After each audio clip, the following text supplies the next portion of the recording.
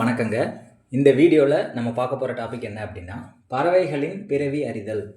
அதாவது ஒரு பறவையாக பிறக்கணும் அப்படின்னா எந்த மாதிரி அமைப்பு இருந்தால் அது பறவையாக பிறக்கும், என்ன மாதிரி பறவையாக பிறக்கும் அப்படிங்கிறத பற்றி பிருகத் ஜாதகம் அப்படிங்கிற நூலில் கொடுக்கப்பட்டிருக்கு. இதை வர்க்க சக்கரத்தை வச்சு தான் நீங்கள் ஃபைண்ட் அவுட் பண்ண முடியும். இப்போ நான் சொன்னேன்ல, வர்க்க சக்கரம் வேஸ்ட்டு, நட்சத்திரம் தேவையில்லை அப்படின்னு சொல்கிறவங்களுக்கு தான் இந்த விளக்கம்.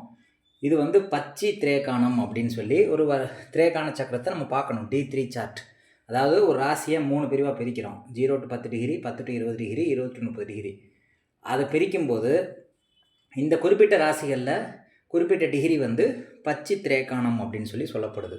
அதாவது மிதுன ராசியில் 10 to 20 டிகிரி, துலாம் ராசியில் 10 to 20 டிகிரி, அதுக்கடுத்து சிம்ம ராசியில் 0லேருந்து 10 டிகிரி, கும்ப ராசியில் 0லேருந்து 10 டிகிரி. இதை பச்சி திரேகானம் அப்படின்னு சொல்லி சொல்லப்படுது. பச்சி திரேகானம்னா என்ன? திரேகானம் அப்படிங்கிறது ஒரு ராசியை 3 பிரிவாக பிரிக்கிறோம். அதில் இந்த குறிப்பிட்ட பிரிவில் லக்னம் விழுகுதுன்னு வச்சுக்கோங்களேன். அதை தான் பச்சி திரேகானம் அப்படின்னு சொல்லி சொல்கிறோம்.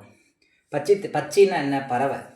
அப்போ இந்த பறவைக்குரிய திரேகானத்தில் ஒரு கிரகம் நிற்கிது அல்லது லக்னம் நிற்கிது அப்படின்னா அந்த டைமில் தான் ஒரு பறவையாக அது பிறவி எடுக்கும் அப்படின்னு சொல்லி நம்ம சொல்லலாம். அதே மாதிரி திரேகான லக்னம் அது பச்சி திரேகானத்தில் விழுகணும். விழுந்தால் அது பறவையாக பிறவி எடுக்கும் அப்படின்னு சொல்லி சொல்லலாம். அதுக்கடுத்து பார்த்திங்கன்னா நவாம்ச லக்னம், D9 சார்ட் அப்படின்னு சொல்லக்கூடிய நவாம்ச லக்னத்தில் சரராசியில் லக்னம் விழுந்ததுன்னு வச்சுக்கோங்களேன். சரராசினா மேசம், கடகம், துலாம், மகரம். இந்த சரராசிகளில் லக்னம் விழுந்து அதுக்கடுத்து பார்த்திங்கன்னா புதன் வீடுகளில் லக்னம் விழுந்தாலும் மிதுன வீடு நவாம்ச கட்டத்தில் மிதுனத்துலேயோ கன்னிலேயோ லக்ன புள்ளி விழுகுது அப்படின்னு வச்சுக்கோங்களேன்.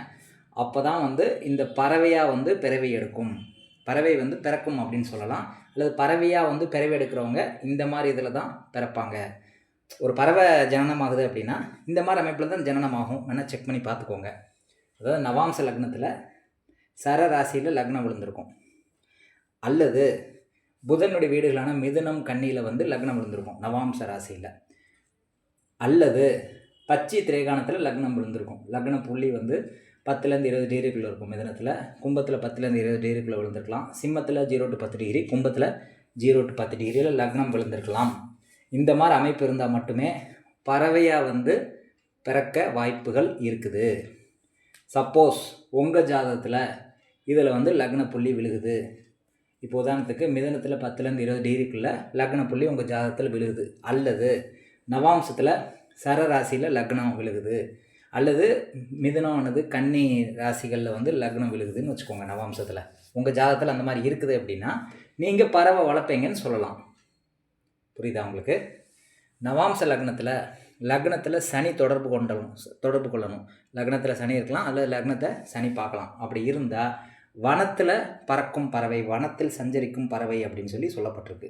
வனத்தில் வாழும் பறவை, காட்டில் வாழும் பறவை அப்படின்னு சொல்லப்பட்டிருக்கு. லக்னத்தில் சந்திரன் தொடர்பு கொண்டா அல்லது சந்திரன் இருந்தால் நீரில் வாழும் பறவை, நீரில் வாழக்கூடிய பறவையாக பிறவை எடுப்பாங்க அப்படின்னு சொல்லி சொல்லலாம். அல்லது யாருக்கு இந்த அமைப்பு இருக்கோ அவங்க நீரில் வாழக்கூடிய பறவையை வளர்ப்பாங்க. அவ்வளோதான் லாஜிக்கு. உதாரணத்துக்கு வாத்து நீரில் வாழும். யார் வாத்து வளர்க்குறாங்கன்னு பாருங்கள். அவங்க ஜாதகத்தில் நவாம்ச லக்னம் சரராசியில் விழுந்திருக்கும், அல்லது நவாம்ச லக்னம் மிதுனமாவோ கன்னியாவோ இருக்கும், அல்லது இந்த பச்சி திரேகானத்தில் இந்த நான் குறிப்பிட்ட சொன்ன இடத்துல லக்னம் விழுந்திருக்கும்.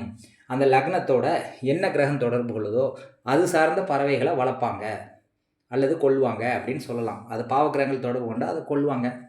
உதாரணத்துக்கு லக்னத்தில் சூரியன் தொடர்பு கொள்ளுது அப்படின்னா பாலைவனத்தில் வாழும் பறவை அப்படின்னு சொல்லி சொல்லலாம். லக்னத்தில் செவ்வாய் தொடர்பு கொண்டால் வேட்டையாடும் பறவை. வேட்டையாடும் பறவைன்னா என்ன? கழுகு, பருந்து அந்த மாதிரி சொல்லலாம்.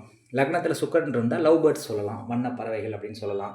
லக்னத்தில் புதன் இருந்தால் கிளின்னு சொல்லலாம். அப்போ என்ன கிரகம் இந்த நவாம்ச லக்னத்தை தொடர்பு கொள்ளுதோ அது சார்ந்த பறவைகள் வளர்ப்பாங்க அப்படின்னு சொல்லலாம். உங்கள் ஜாதகத்தில் இந்த மாதிரி இருக்குது அப்படின்னா, பறவைகள் வளர்க்குறீங்க அப்படின்னா உங்கள் ஜாதகத்தை எடுத்து செக் பண்ணுங்கள். இந்த பச்சி திரேகானத்தில் என்ன கிரகம் நிற்கிது, லக்ன புள்ளி இதில் விழுந்திருக்கான்னு பாருங்கள். நவாம்சத்தில் சரராசியில் லக்னம் விழுந்திருக்கா, புதன் வீடுகளில் லக்னம் விழுந்திருக்கா அப்படின்னா நீங்கள் பறவைகள் வளர்ப்பீங்க அப்படிங்கிறது ஃபஸ்ட் பாயிண்ட். லக்னத்தோடு என்ன கிரகம் தொடர்பு கொள்ளுதோ அது சார்ந்த பறவைகளை வளர்ப்பீங்க. லக்னத்தோடு சனி தொடர்பு கொண்டால் கருப்பு கலரில் இருக்கக்கூடிய பறவையை வளர்க்கலாம். காக்கா மட்டும் கிடையாது, வேறு பறவைகள், கருப்பு கலரில் இருக்கக்கூடிய பறவைகளை நீங்கள் வளர்ப்பீங்க அப்படின்னு சொல்லலாம். அல்லது லக்னத்தில் சந்திரன் இருந்தால் நீரில் வாழும் பறவைகள் வளர்ப்பீங்க. புதன் இருந்தால் கிளி வளர்ப்பீங்க. சுக்கிரன் இருந்தால் லவ் பேர்ட்ஸ் வளர்ப்பீங்க. சூரியன் இருந்தால் வான்கோழி வளர்ப்பீங்க அப்படின்னு சொல்லலாம். அல்லது பாலைவனத்தில் வாழும் பறவை அப்படின்னு சொல்லலாம். லக்னத்தில் செவ்வாய் இருந்தால் வேட்டையாடும் பறவை அப்படின்னு சொல்லலாம். இது பச்சி திரேகானம் அப்படிங்கிறத வச்சு தான் இதெல்லாம் கண்டுபிடிக்க முடியும். வர்க்க சக்கரங்கள் தேவையில்லை அப்படிங்கிறவங்களுக்கு இது ஒரு உதாரண வீடியோ. அது தேவையில்லை அப்படின்னா எப்படி நீங்கள் இதெல்லாம் கண்டுபிடிப்பீங்க? எல்லாத்தையும் கண்டுபிடிக்கணும் அப்படின்னா வர்க்க சக்கரம் நிச்சயமாக தேவை அப்படிங்கிறத நீங்கள் ஞாபகம் வச்சுக்கோங்க. இந்த பதிவு உங்களுக்கு பயனுள்ளதாக இருக்கும் அப்படின்னு சொல்லி நான் நம்புகிறேன். இந்த பச்சி திரேகானம் அப்படிங்கிற விஷயம் மாதிரி இன்னும் சர்ப்ப திரேகானம் இருக்குது, ஆயுத திரேகானம் இருக்குது, சதுஷ்பாத திரேகானம் இருக்குது. இந்த மாதிரி நிறைய திரேகானங்கள் இருக்குது. அதில் பல வகையான விஷயங்கள் நீங்கள் என்ன பாவம் பண்ணீங்க அப்படிங்கிறதெல்லாம் கண்டுபிடிக்கிறதுக்கு இந்த திரேகானம் பயன்படும்.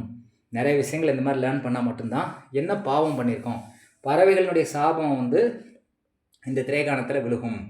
உங்களுக்கு ஒரு கிரகம் இதில் நிற்கிது அப்படின்னா ஒரு பாவக்கிரகங்களுடைய தொடர்பு இருக்குதுன்னு வச்சுக்கோங்க. இப்போ லக்னத்தில் ஏதோ ஒரு கிரகம் நிற்கிது, அதை சனியோ செவ்வாயோ சேர்ந்து பார்க்குது அப்படின்னா நீங்கள் நிறைய பறவைகளை கொண்டிருக்கீங்க அப்படின்னு சொல்லி இதில் காட்டும்.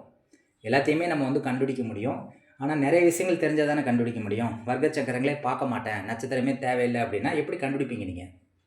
அப்படிங்கிறது தான் இந்த வீடியோ விளக்கம் கொடுத்துருக்கேன். பிடிச்சிருந்தா பாருங்கள், பிடிக்கலன்னா சேனல் விட்டு வெளியில் போயிருங்க. நன்றி, வணக்கம்.